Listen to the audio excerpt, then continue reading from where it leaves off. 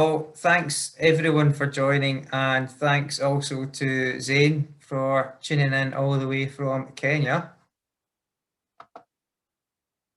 That's Tom just coming in. So that we're all on the same page, guys, I've just got a very brief short bio for Zane so that we all know a little bit about his background. So, along with his twin brother Jake, Zane left New Zealand at the age of just 17, headed to Kenya with the aim of becoming one of the world's best athletes. During those early years in Kenya, they have lived in a mud house, they've shared a single mattress, they've survived malaria, and existed drinking water from a nearby watering hole, which made them sick. So, after years of struggle and hard work, Zane now boasts a list of accolades, including a Commonwealth bronze medal in the 5,000 metres. He became an Olympian in the 10,000 metres at Rio and was only the fourth non-African to run under 60 minutes for a half marathon. He currently holds the New Zealand marathon record with a time of 2:08, which will surely be improved upon when the right opportunity comes along. So, Zane, I'll run through these questions with you, and then at the end we'll open up to everyone else, and if there's anything that we've missed out, the other guys can dip in with some questions. So, first of all, Zane, out of all the races in your career, what has been your favourite performance or race so far?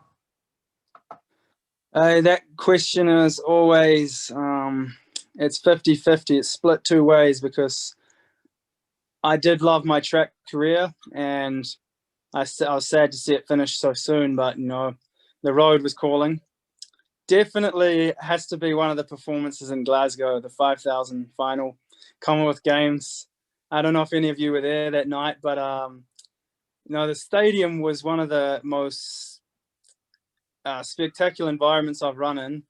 Just loud, and I could hear the commentary. I could hear everyone was cheering for me. So that was a special moment. The other one has to be my first half marathon ever. I'd put in a lot of work to it. I know no one really could see what was coming. They didn't believe in me because I was a shorter distance runner. But I believed that I could do it, and actually achieving it on the day is something that was life-changing for me, not just money-wise, but also, completely career-changing. It shifted my focus more to the roads.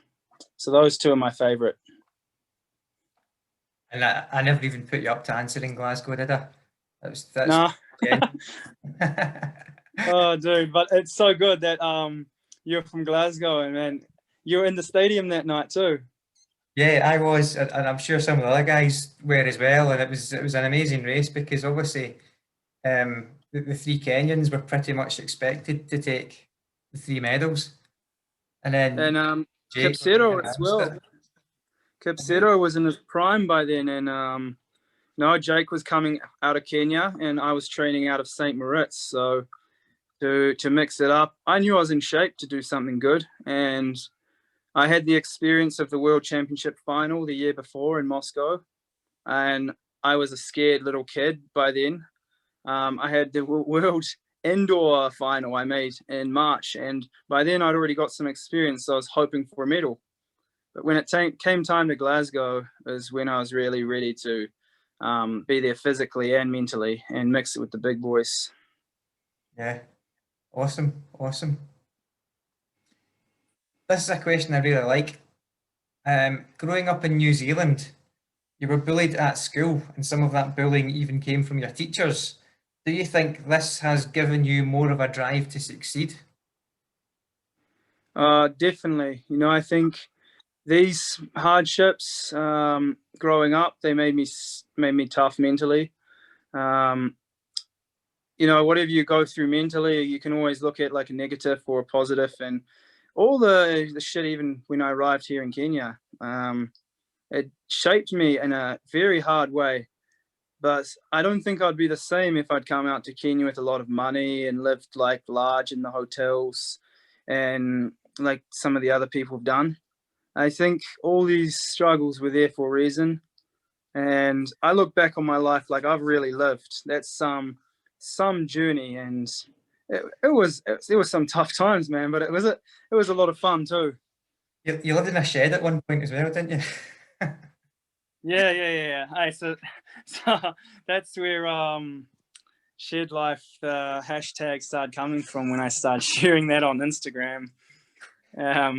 Actually, another one of my friends, Miles Edwards from Aberdeen, he was always making jokes about going back to the shed, but I actually lived in the shed because I preferred to live close to friends and family in the same compound after I'd run a 59 half marathon, rather than living out in society where the neighbors can disturb me with music or other crap that goes on here. And I preferred the shed over society by that point. Peace and training. Sure, peace of mind and good people. Always stay happy. Yeah. Cool. So once you moved to Africa, what advantages do you think training in Africa has given you? And what are the differences between training in Kenya and training in Ethiopia? Because you've of course been in both.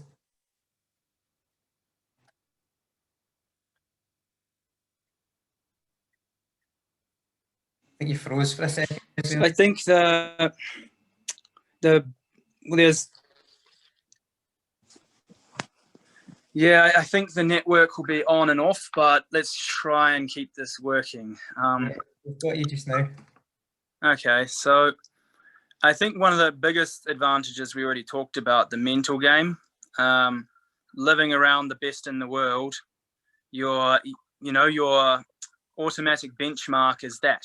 That's where it ends. That's where it starts. So if you put yourself against these guys in training every day, it's just like another day. And when you line up to race against them, you're comfortable. You're not scared shitless. I think that's the biggest advantage I got by living here. I'm not starting on the start line thinking it's impossible not to beat these guys. Obviously, the physical attributes here are a lot easier, less distractions. To eat an organic diet is a lot easier without spending a load of money. The altitude, the environment, you don't get this type of altitude with this environment for running anywhere else I've been in the world. So there's not just one particular thing, but it's all the things you do together that I think make this place special for me. But yeah, definitely the head game. To answer your question, that's where my strength comes from. And what about what differences do you see between training in Kenya and training in Ethiopia? Okay, so I first experimented with that in the early days, but really from 2011 onwards, the altitude in Ethiopia was a lot higher and a lot rougher terrain. The forests, the easy runs they would do were always on flat grass or in a very hilly, rocky forest. So they got extreme ability in cross country, and plus the altitude, the higher elevation there. Kenya, more the training is done on dirt roads crisscrossed across the country, and I'd say around even sometimes 700 meters lower than Ethiopia. But that's why recently, in 2017, I took some drives out into the countryside looking for 3,000 meters plus in Kenya because I wanted to compare where I can train here at the same altitude. Recently, I finished building my own camp at 3,124 meters, and it's the highest known altitude camp for runners in the world.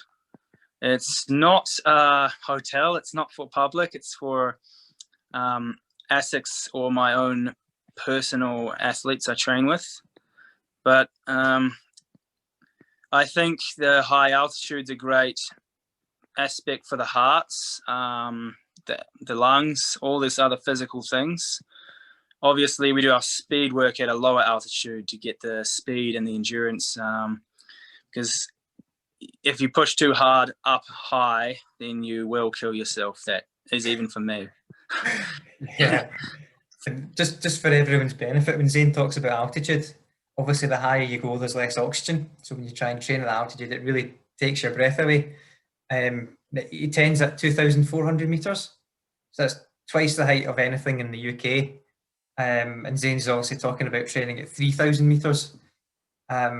Obviously, Zane, I've been out to the training camp at 3,000 meters, and just for the sake of everyone else on the call, it was hard work just going from the car and walking that last 100 meters to training camp.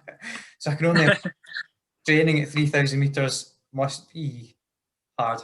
Must be hard. Yeah, you adapt. The first 2 weeks, you kind of don't sleep so well at night. Everyone else has their own vices, like maybe like you don't eat as well, you're not hungry, maybe you urinate more at night, but it's all the signs of altitude sickness. Absolutely. And is there anything in particular that you think makes the East Africans such good distance runners?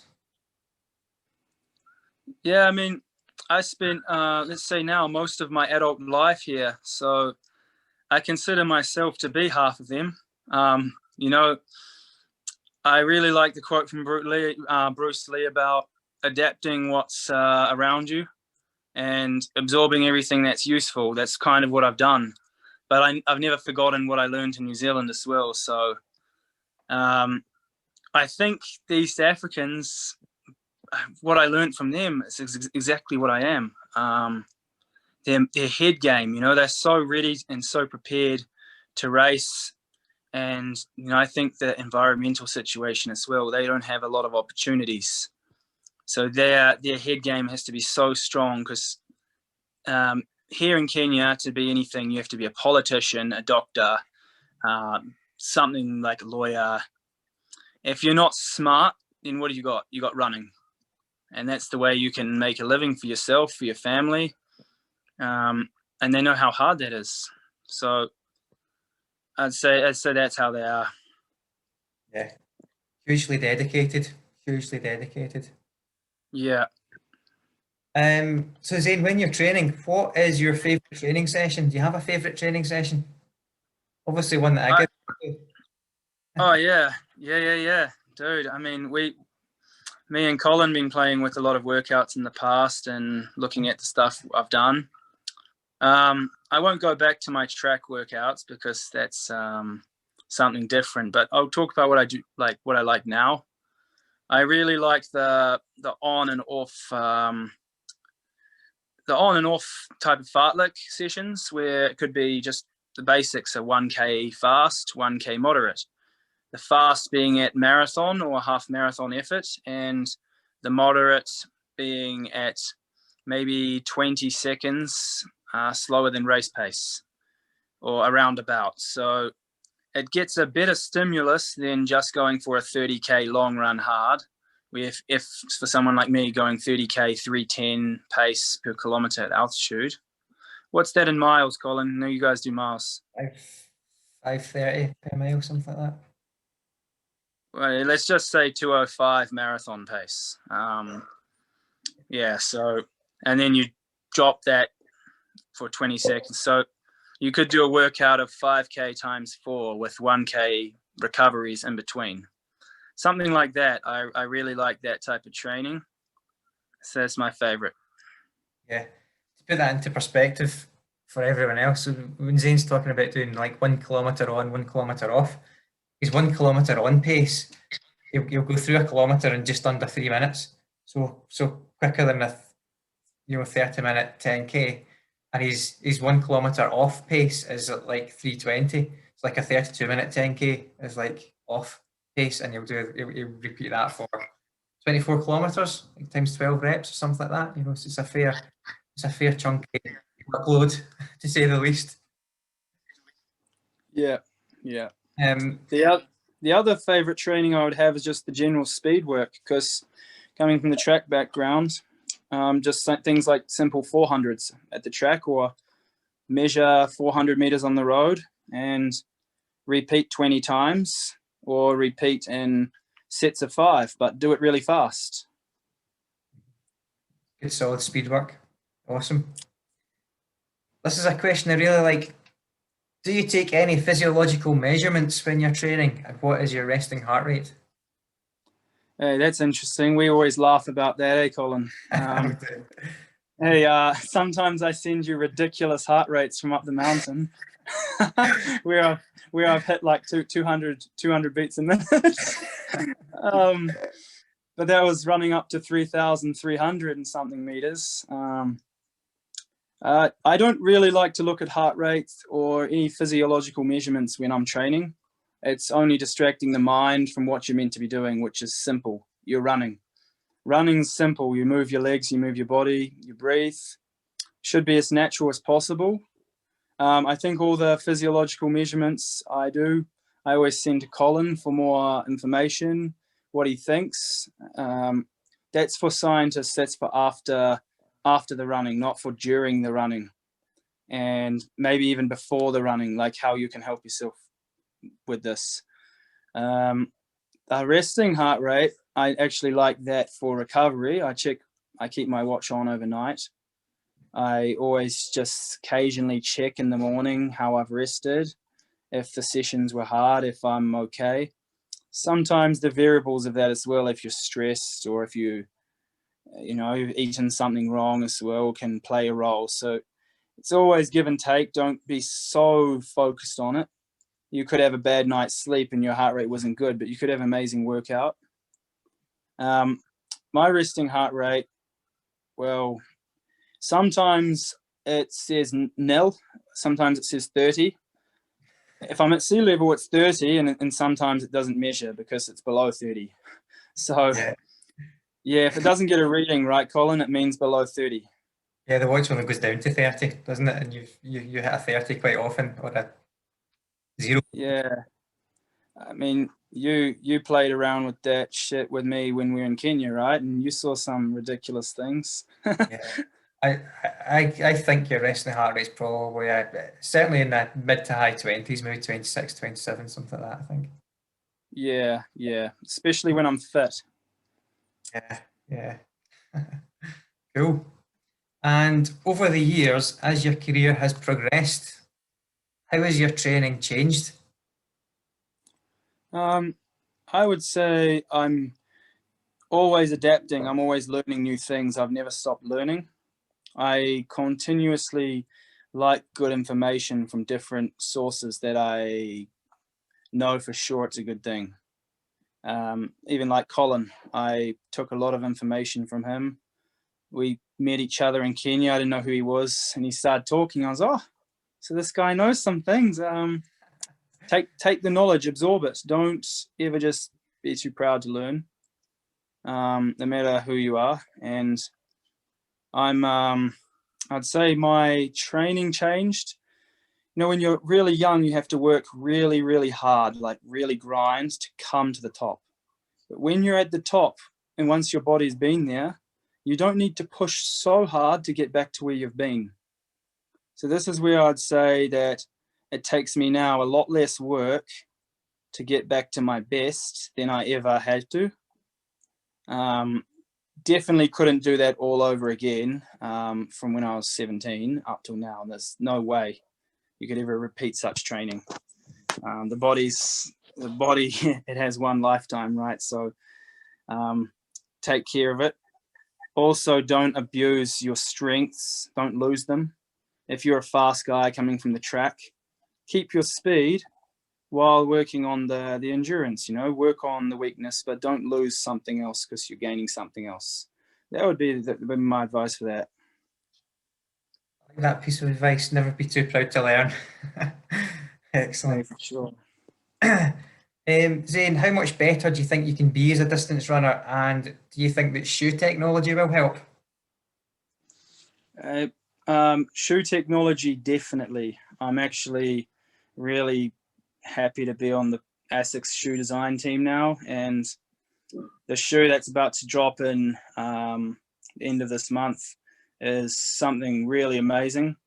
But it's just the tip of the iceberg, because I've seen already my like wildest imagination for 2022, and we've already got prototypes out for that. I'm trialing here now, and just wait for those ones, because they're going to be epic. Unfortunately, I can't use them this year. I'm pissed off about that, but what we've got now as well is very nice for the Olympic Games and hopefully the races that I'll run later in the year. shoe technology for sure can help. Spikes, race shoes for marathon, saves your legs, saves your tendons. The better you feel for longer, the faster you'll go. Hey, as for what was the other part of the question, Colin? How much better as an athlete? Yeah, how much better do you think you can get? Well, I think I can run a 2:04 for a marathon. I know I can. It's all opportunity. It's all circumstantial weather, getting the right race when you're ready, staying healthy, avoiding injury, these things. So for sure, I can drop another 4 minutes on my marathon time, and I think around another minute on my half. I think I can run a 58 high. Yeah. I'd like to try and break the 27 barrier for 10K too, but it's all opportunity, right? And timing. What's your 10K PB at the moment? So I ran 27:28 in the Olympic Games final, but these championship races, the first 3K was very slow, and I've never had a good opportunity running a fast-paced 10,000 on the track. So there was a lot of disasters in my track career and management issues, which just led to me not breaking 13 minutes the year of the Commonwealth Games, and even not breaking a 3:30 for 1500. So,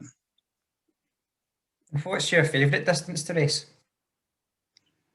Well, now I would like to say marathon. I like to be in the group. I like to be feeling that smooth pace, running fast, but also comfortable.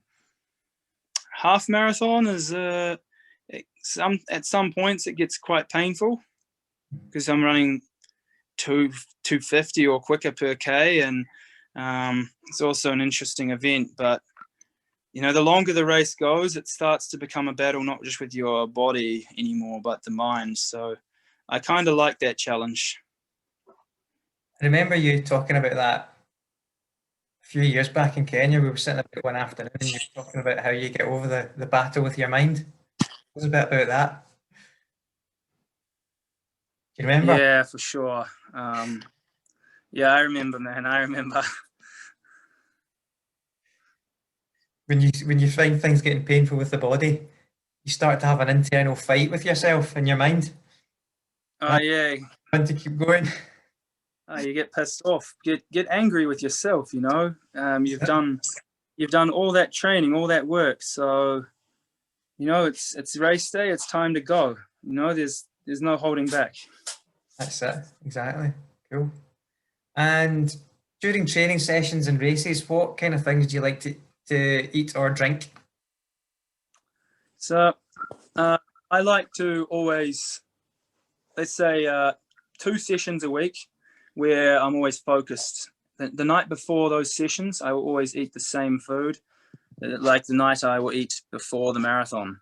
I don't want my stomach to wake up on race day guessing what did I have or have a problem during the race. I really like rice, pasta, tuna, or fish.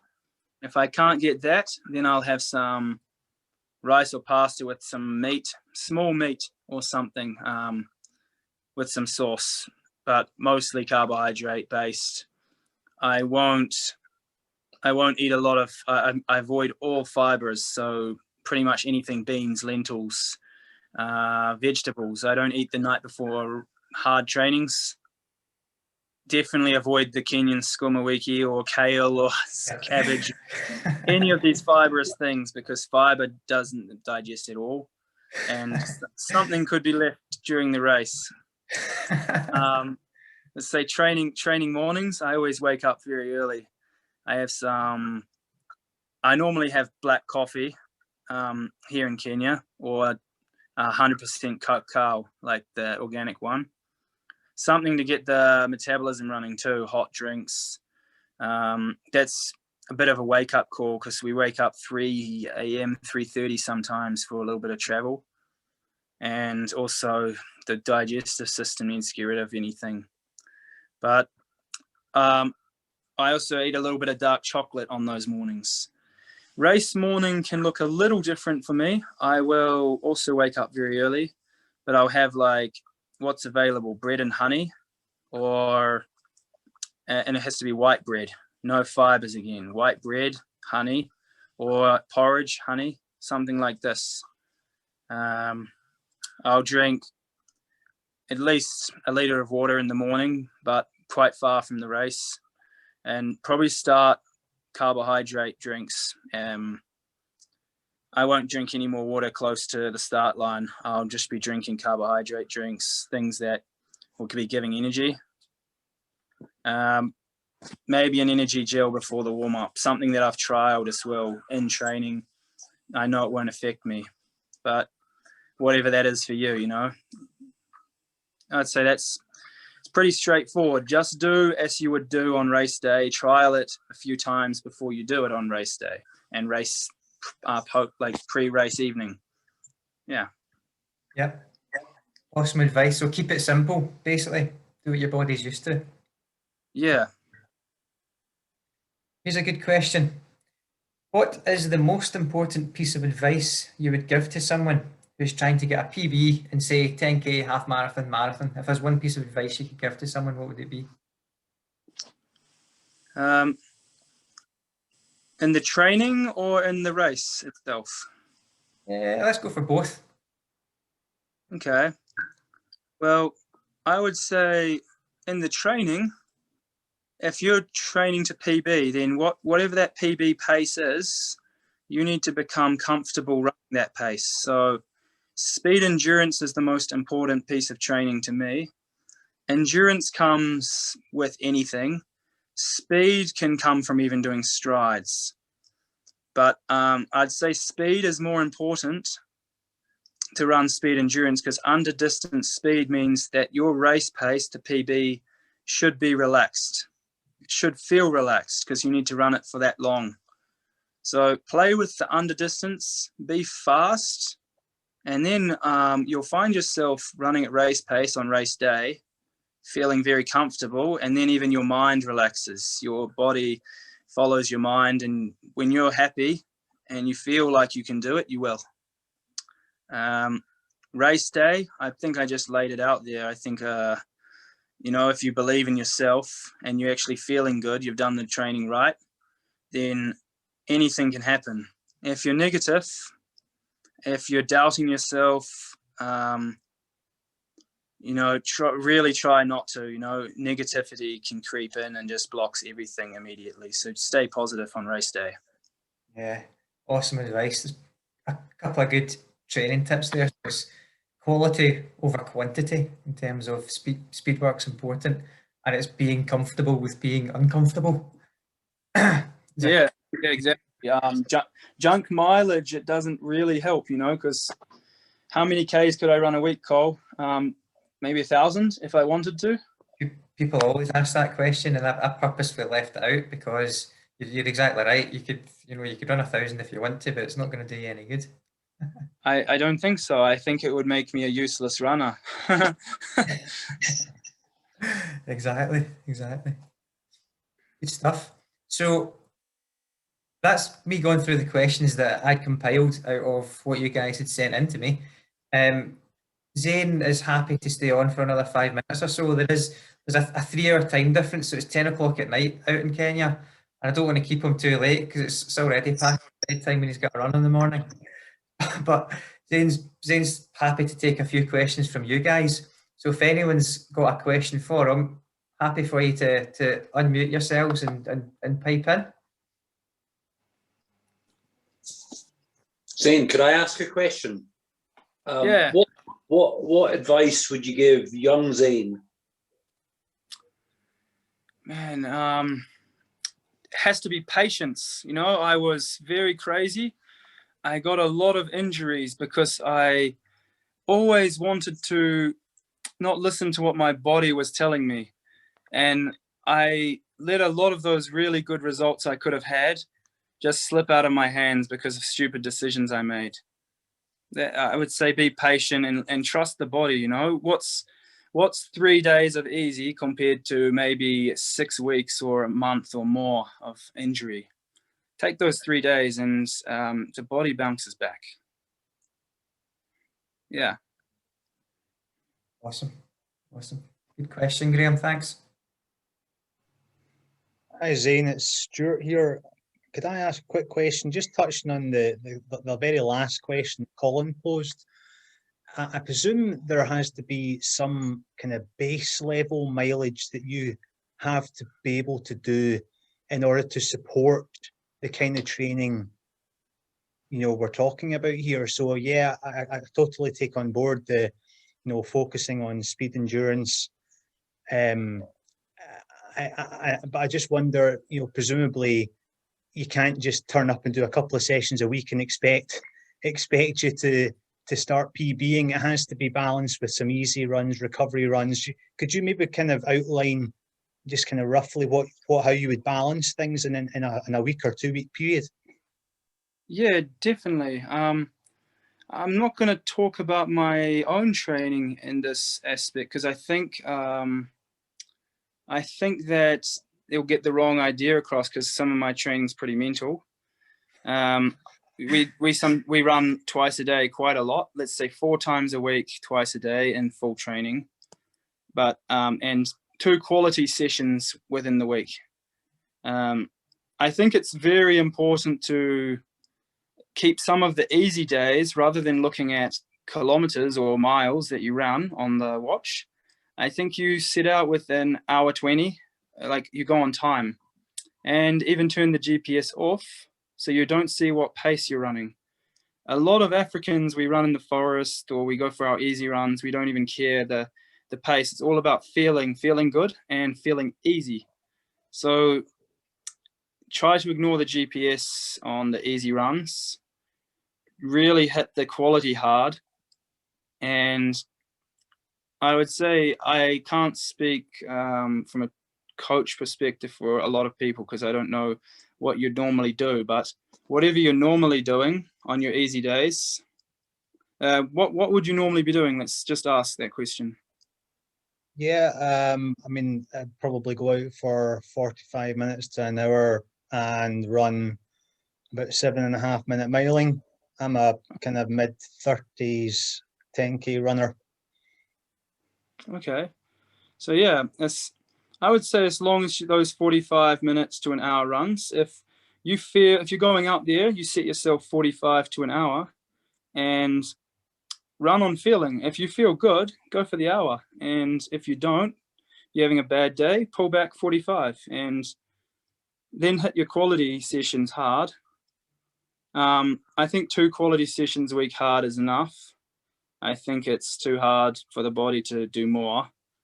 And yeah, everything else in between should feel good to you. Running should never feel, even if you have a bad day, we all have them. It should, you should feel okay. You shouldn't feel like you're absolutely dying to be out there, That's great, thank you. Just to put that into a bit of perspective for Stuart and other guys, a lot of the guys out in Kenya, when they go for their easy runs, Zane's totally right. They don't look at the watch. They'll just say, "We're going to jog for 60 minutes." But when you look at the watch afterwards, you realise that you've been 8-minute miling, 8-minute 30 per mile, sometimes 9-minute miling. And these are guys that are, used to running 13 minutes for a 5K, for instance. So I guess the point is there's absolutely no shame in running easy. It's what the body needs at a certain time. Yeah, absolutely. Awesome. We'll take one more question. Has anyone else got one more to finish off?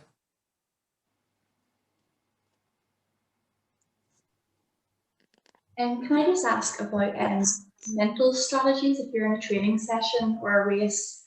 Like, how do you keep positive? Because obviously it's going to be difficult to kind of constantly, keep that momentum. Yeah. Okay. Good question. For everyone, I think it's different, but my approach is to trust in the training that I've done. I have a huge experience with racing, track, road, finals at World Champs, finals in the Olympics, all these things. And the one thing I know is that on race day, it doesn't even matter who's there. It doesn't matter who you're racing. As long as you have done the work and you feel really good about the work you've done, that keeps you positive that, hey, today I stand a chance. And today, no matter what these people do, I'm going to give it 100% of what I have in my body. And I think that makes my positivity stay up. It doesn't go down. It's just whatever happens, you know that's going to happen, and just let it happen. That's awesome. As a coach and a scientist, I would call that controlling the controllables. Yeah, exactly. You can't control what anyone else is going to do. You can only control what you've done in the build-up and what you do on the start line. Exactly. Excellent. Yeah, I don't want to keep you too long, Zane. We'll let you. It's 10:10 over there. We'll let you get your bed. And just on behalf of everyone on the call, thanks very much for doing that, Zane. That was really good, really insightful. Yeah, really enjoyed it. So thank you very much. Hey, no worries, man. And it's a shame. I mean, I don't know if the Great North Run is happening.